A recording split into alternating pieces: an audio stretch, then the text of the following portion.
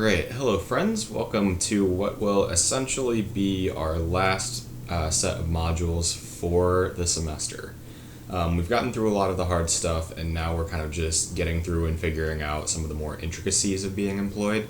And today we're going to talk about unexpected change, and this can come in a few different ways. The one that I think of most prevalent and that tends to be the most frequent change that people undergo during their career is typically people who start out employed in one field and then make a complete switch to be somewhere else. And what I mean by this is maybe you move to a field that you have no experience in or that you haven't worked for, or you don't have a relevant degree in, or maybe you go back to school or go to a trade school or do some sort of internship or anything like that that would get you into a new field. And this is actually becoming increasingly common. I've talked about this before in other lectures, but I'll dive into a little bit more. Something that tends to be the narrative that if you have older parents or grandparents that you've heard is that traditionally what would happen is you would get a job, usually out of high school, sometimes out of college, and then you would put forth like 20, 30, 40 years into that company and then retire, and that would be it. And that narrative just doesn't tend to work as well anymore. I'm not saying that that's impossible, but it is certainly becoming less frequent that that's what happens. The way that it works in the world today is that we can expect to have 3, 4, 5, maybe even 6 different jobs that are distinct and opposite of maybe some other things that we've done, whether it be as simple as just switching the company you work for all the way down to doing a completely new job than where you started. And I'll give you some relevant examples of this.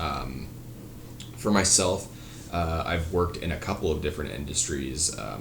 I started out working in the food service industry as a line chef, and then from there I worked into service as a server / waiter, whatever you want to call it, bartender as well. Then I made the sudden move to come work here at NIU as a graduate assistant. And with that, I also, when I graduated college, I was eligible to start working in the mental health field. So I made a complete career switch at around the age of 22, probably like 22, 23 is where I started moving over from the service industry into the healthcare industry, which granted that came because I now had a relevant degree in that field, but still it detracts from that kind of general idea that you would, out of high school or college, go get a job and that would be it forever. I know for my grandfather, he served in the Air Force, and after he got out, he used some of his money that he'd saved to buy a trucking company, and he did that until he was like 65 or 70, and now he's out and retired. So to give you an idea, it has changed over time. He didn't really work a whole lot of jobs up until that point.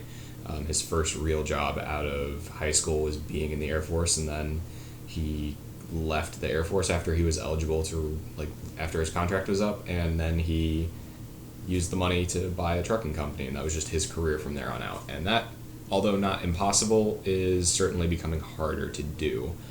So let's talk about how do we embrace these changes. The first thing is recognizing that change is somewhat inevitable. Even if you stay at the same company, it's very hard to stay in the same position forever. Typically, as you get more skilled and more well-versed in your company, they'll want you to move up into leadership positions and go up that chain, because if you're a good worker and you've stayed there for long enough, there's a value to you being able to impact the company's ability to function. So that's one, if you really are going to stick it out in one company forever, that's one thing that you can kind of expect to see, is that you'll likely move up incrementally as you gain experience in that company. Another thing that you'll see is people that make adjacent switches. So you've been working at company A for like 5-ish years, maybe 10, and company B comes along and says, hey, we like what you do there. Can you do the same thing for our company? And then typically you'll start seeing like incentives, like we'll give you this much extra pay or this much extra vacation time or whatever it might be, stock options, all sorts of things like that. But that's an adjacent switch, essentially, is you just go find a new place to do the job you're doing already. The one that is hitting the most commonly that we're seeing as a lot of blue collar jobs are kind of disappearing is that people are making complete career changes. So this would be an example. When I used to live in Indiana, a lot of mining and agriculture was still huge there, that you could do a lot of that kind of work.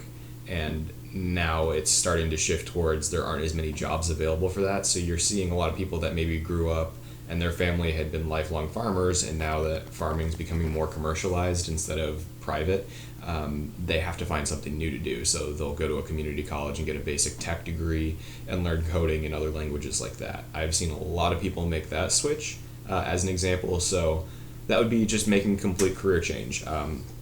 That's what I'm kind of doing right now as well, undergoing the fact that I have been a mental health professional for quite some time now, and now I'm moving into the military sector instead, with working in the Army and getting ready to commission as an officer. That's definitely going to be not an adjacent switch. My job will be very different compared to what I've been doing historically. And the thing that I try to hammer home here is that these changes don't have to be scary as long as you are finding a way that it continues to benefit you or your mission as a whole. And what I mean by that is that a career change does not mean that things have to truly change for you in the sense of your environment. Like, yes, your job may change, but oftentimes when you make this switch, it gives you an opportunity to try something new. If you are seeing an opportunity to maybe go back to school or to go to community college or do a trade school or anything like that, it gives you that opportunity to say, all right, I tried that one thing and that's just not a viable option, or maybe I didn't like it, or maybe that job isn't available anymore. What's something else that would be really interesting to me? And that's how I suggest it, is that if you have to make a career switch, there's not easy, but the common fields that people switch into are tech jobs, because those are very secure right now. I would suggest looking into some of the things that maybe you actually would be interested in doing. I know that there can be difficult things. I know that if I had my first choice, I'd probably be doing art stuff, like painting, drawing, whatever, and that's not as secure for me right now because I've already started a life, and it's more difficult to get into that if you haven't been doing it for a while. So that's a hard one to swing for me personally. Maybe not for you. A lot of people are better at art than I am. But the point I'm trying to make is that when you make a career change, you can consider the fact that you now have an opportunity to try something new, and it doesn't have to be defining, and it doesn't have to challenge your ability to work in the workforce. You have an opportunity to try something new that you might enjoy, or you can try an expanding field where you'll be able to grow in that field and become an expert very quickly. So that's kind of what I look at when I think of career changes. What you'll be doing this week is we'll be doing the LinkedIn Learning, Embracing Unexpected Change. You'll see a couple different examples of change outside of just the career change that I've talked about here today. And then you'll be doing a transitions discussion board, so you'll be able to talk about, maybe what a transition might look like for you and responding to each other. So I appreciate all y'all sticking through. I know it's been continuing to be a very, very weird couple of weeks here, and days don't exist anymore, but we're going to continue pushing through.